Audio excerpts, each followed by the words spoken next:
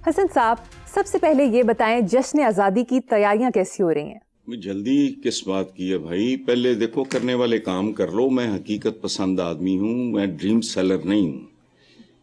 پہلے خوفناک قرضوں، بے روزگاری، بھوک، ننگ، غربت، جہالت، کرپشن، اقربا پروری، کمیشن خوری، کیک بیک، جاگیرداری، قبضہ گروپوں، مس لیڈ کرنے والے لیڈروں، مخصوص خاندانوں.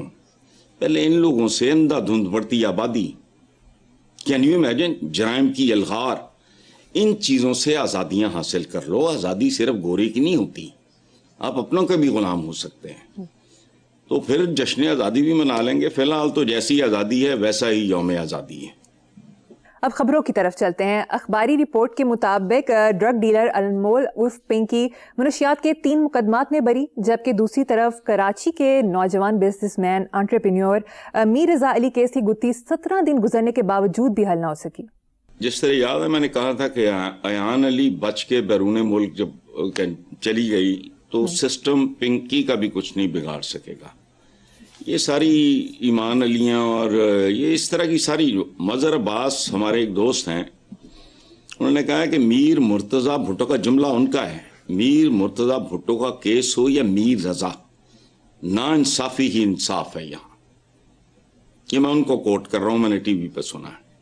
اچھا، ہیومن سوسائٹی ہوتی کیا ہے بنیادی طور پہ؟ عام آدمی. ورنہ تو ایمیزون کے جنگل بھی کئی ملکوں سے بڑے ہیں. دیکھو، جہاں اناج نہیں ہے، انصاف نہیں ہے، علم نہیں ہے، امن امان نہیں ہے، وہاں مطلب پھر عام آدمی یعنی عوام کے علاوہ ہر قسم کے ڈیلروں، آپ نے ڈرگ ڈیلر کی بات کی ہے، یا ٹھگ ڈیلر ہوں یا عام ڈیلر ہوں، ہر قسم کے ڈیلروں کی بریت یقینی ہے. جو باقی حادثے ہوئے ان کی نوعیت بالکل مختلف ہے. آپ نے میر مرتضی بھٹو اور میر رضا، یہ وہ جو حوالہ مظہر عباس نے دیا ہے، اس میں تو بہت لمبی فہرست ہے ان کی. اور اناج سوسائٹی سب کو سب کچھ پتا ہوتا ہے لیکن کسی کو کچھ معلوم نہیں ہوتا.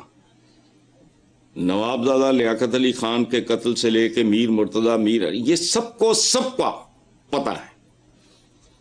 اسی لیے یہاں کسی شاعر نے، میرے ٹین ایج کی بات ہے، ایک فلم تھی خاموش رہو، بہت بلاک بسٹر اپنے زمانے کی. اس کا ایک گیت بڑا خوبصورت تھا، جاگنے والو جاگو مگر خاموش رہو. میڈیا رپورٹس کے مطابق وزیر اعلیٰ پنجاب نے اس خواہش کا اظہار کیا ہے کہ صرف پنجاب ہی نہیں، سندھ اور دیگر صوبوں کی بھی خدمت کرنا چاہتے ہوں. او بھائی، پہلے ایتھے کر لو.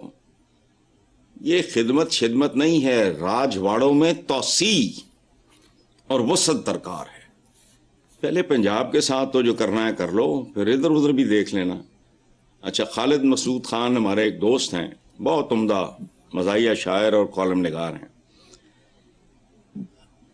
ان کا کل کا کالم تھا، جہاز کیوں یاد آتا ہے.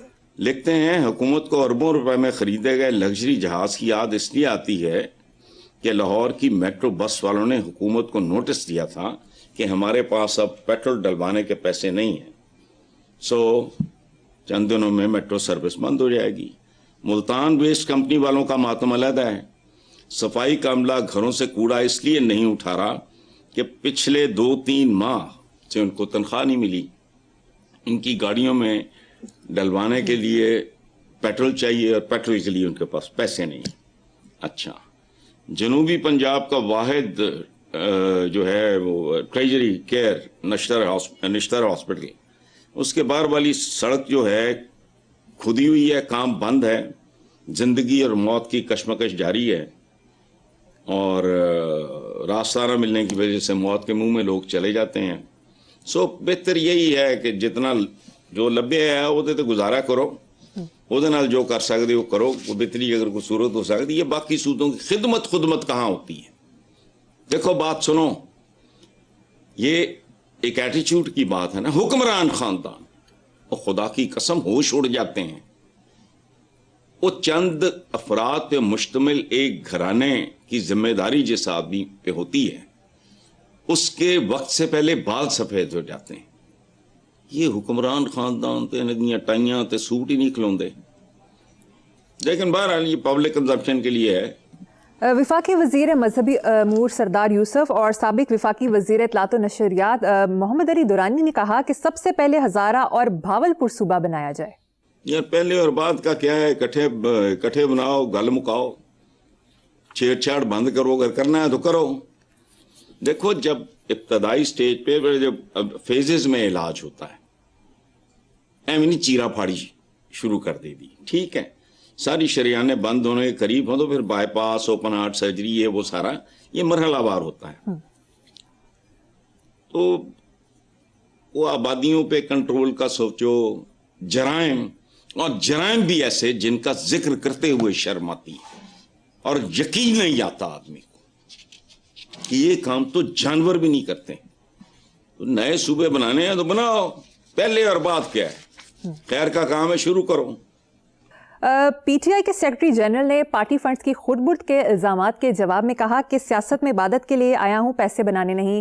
جبکہ دوسری طرف اخباری رپورٹ کے مطابق بانی پی ٹی آئی نے اکبر ایس بابر کے نام جیل سے پیغام بھیجا کہ ابتدائی دور کے ساتھیوں اور ناراض رہنماؤں کو متحد کریں، جبکہ خبر کے مطابق اکبر ایس بابر نے اس پر عمل شروع کر دی ہے.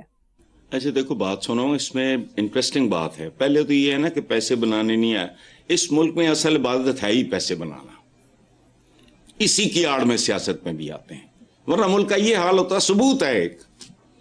اچھا یہ جہاں تک تعلق ہے اکبر ایس بابر والی خبر کا، مجھے نہیں پتا صحیح ہے یا غلط ہے، لیکن اگر یہ صحیح ہے، یہ ہمارا مزاج نہیں ہے، ہمارا قومی کیریکٹر نہیں ہے. اگر درست ہے تو اگر عمران نے ایسی کو بات کی ہے تو وہ بڑا خوبصورت جیسچر ہے، کیونکہ یہ آدمی ایک برا بھلا کہتا رہا ہے، اس کے گریونسز ہوں گے تو خیر ہے، کوئی بات نہیں یار، گھروں میں نہیں ہو جاتا، میاں بیوی کے درمیان چخ چخ ہو جاتی ہے، باپ بیٹے کے درمیان آرگومنٹ ہو جاتا ہے، کوئی ایسی بات نہیں. اس کو پوری زندگی کے لیے لٹکا دینا اور جواب میں اکبر، میں اگین آئی ڈونٹ نو، خبر ہے کہ افواہ ہے یا کسی نے چھوڑی ہے، اس کا جو رسپانس ہے اکبر بابر کا، خبر کی حد تک میں بات کر رہا ہوں، تو وہ بھی بڑا پازیٹیو ہے. یہ خوبصورت رویہ ہے. عمران نے اگر پیغام بھیجا ہے بہت اچھی بات ہے، اس نے اگر پازیٹیو طریقے سے ری ایکٹ کیا ہے بہت اچھی بات ہے. دیکھو بات سنو، ہم سودے ہی بیچتے ہیں. نبی پاک کا کہ بنیادی جو احکامات ہیں، لمبی چوڑی کہانیاں مت کرو.